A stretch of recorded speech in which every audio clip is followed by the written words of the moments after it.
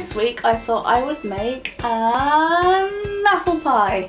So I'm going to make the pastry first, and to do this you need 225 grams of butter. To that we're going to add 50 grams of caster sugar.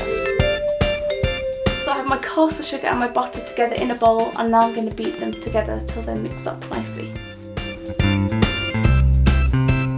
The butter and the sugar is now mixed together, so now I'm going to add an egg into the mix and also the yolk from another egg, and I'm going to keep the white aside to use later. So next we've got to beat it all together until it looks a bit like a scrambled egg, but you don't beat it for more than a minute, so that's important to bear in mind. Okay, so it's all mixed up. It kind of looks a bit like a scrambled egg, I guess. Okay, so next we're going to put 350 grams of plain flour into the mix, and you have to do that a third at a time and use a wooden spoon to mix it up. And then once it's kind of clumping together, then use your hands.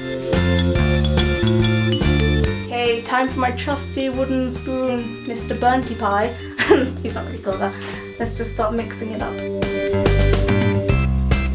It's all mixed up now. It's a lot more tricky than I thought it would be because I've never done that before, and it was just a bit of a nightmare. The ball's kind of collapsing now, so I better put it in the fridge really quickly, but I'll just show you the ball of dough.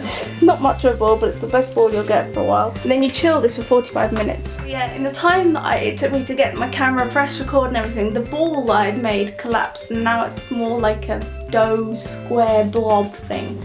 So hopefully it'll still work, so I'll come back in 45 minutes time. So while the dough is in the fridge, I've got my Bramley apples, and I've actually already peeled and cored and quartered them.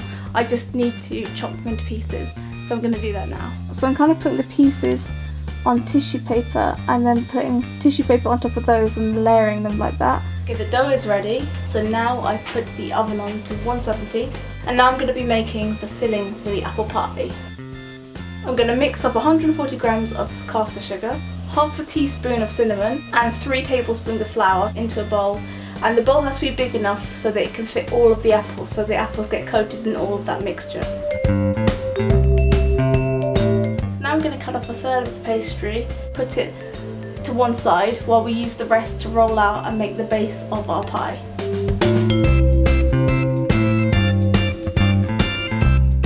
I've placed all the apples on the pastry base that we put into the baking tray. Now it's time to roll out the pastry top. Fingers crossed this works. It's ready to go into the oven now. It looks a little bit rough and ready, but what can you do? It's the first one I've ever done, so it's a bit of a mess.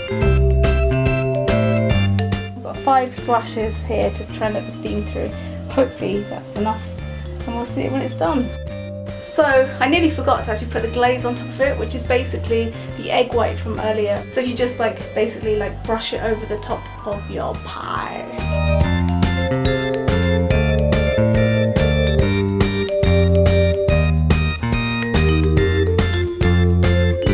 Okay, so it's out of the oven. Now let's taste it. I'm really curious. I've never made an apple pie before, so hopefully it's going to taste good. Let's give it a try. That is actually really nice. That is super tasty. And what you're supposed to do, which I haven't done here, is you're supposed to sprinkle some more sugar on the top of it. But I actually put quite a lot of sugar on it already, so I don't think I need any more. So that's it guys, I hope you liked that. If you did, please give it a thumbs up, that'd be awesome. And I will see you guys next week. Take care guys, bye!